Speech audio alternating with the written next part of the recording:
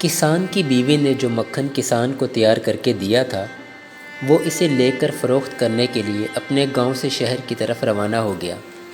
یہ مکھن گول پیڑوں کی شکل میں بنا ہوا تھا اور ہر پیڑے کا وزن 1 کلو تھا۔ شہر میں کسان نے اس مکھن کو حسب معمول ایک دکاندار کے ہاتھوں فروخت کیا اور دکاندار سے چائے کی پتی، چینی، تیل اور صابن وغیرہ خرید کر واپس اپنے گاؤں کی طرف روانہ ہو گیا۔ کسان کے جانے کے بعد دکاندار نے مکھن کو فریزر میں رکھنا شروع کیا۔ اسے خیال گزرا کیوں نہ ایک پیڑے کا وزن کیا جائے۔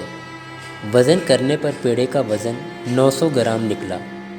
حیرت و صدمے سے دکاندار نے سارے پیڑے ایک ایک کر کے تول ڈالے، مگر کسان کے لائے ہوئے سب پیڑوں کا وزن ایک جیسا اور 900 گرام ہی تھا۔ اگلے ہفتے کسان حسب سابق مکھن لے کر جیسے ہی دکاندار کے تھڑے پر چڑھا، دکاندار نے کسان کو چلاتے ہوئے کہا کہ دفع ہو جائے، کسی بے ایمان اور دھوکے باز شخص سے کاروبار کرنا اس کا دستور نہیں ہے۔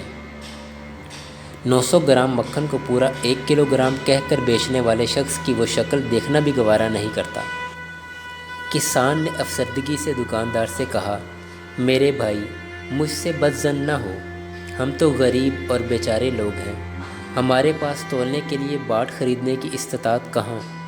آپ سے جو 1 کلو چینی لے کر جاتا ہوں، اسے ترازو کے ایک پلڑے میں رکھ کر دوسرے پلڑے میں اتنے وزن کا مکھن تول کر لے آتا ہوں۔